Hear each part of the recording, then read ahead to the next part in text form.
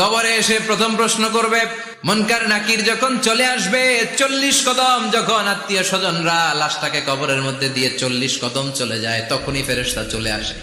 এসেই পরীক্ষা শুরু, মার রব্বুক, তোর রবের নাম কি? আমরা বলবো রব্বি আল্লাহ। দ্বিতীয় প্রশ্ন, ওমা দীনুক, তোমার ধর্মের নাম কি? আমরা কি বলবো? তৃতীয় প্রশ্ন, বিশ্বনবীর চেহারা দেখিয়ে বলা হবে, আতারিফু হাদার রাজুল, এই লোকটারে চিনো নাকি? আমরা বলবো চিনি, আমাদের প্রাণের নবী। সব প্রশ্নের উত্তর তুমি পেরেছো। ফায়ুফসাহু লাহু কবরুহু 70 যিরান, আপনার কবরটারে 70 হাত লম্বা করে দেয়া হবে। ওয়ায়ুফতাহু লাহু বাবুন ইলাল জান্নাহ, আপনার কবর থেকে জান্নাতের দিকে দরজা খুলে দেয়া হবে। ওয়ায়ুলবাসু মিন লিবাসি আহলিল জান্নাহ, জান্নাতের 2টা রেশমি কাপড়ের পোশাক এনে আপনারে পরিয়ে দেয়া হবে।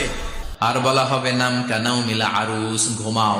তোমাকে লম্বা সময় পাড়ি দিতে হবে, ঘুমাও। কানাউমিল আরুস, যেমনি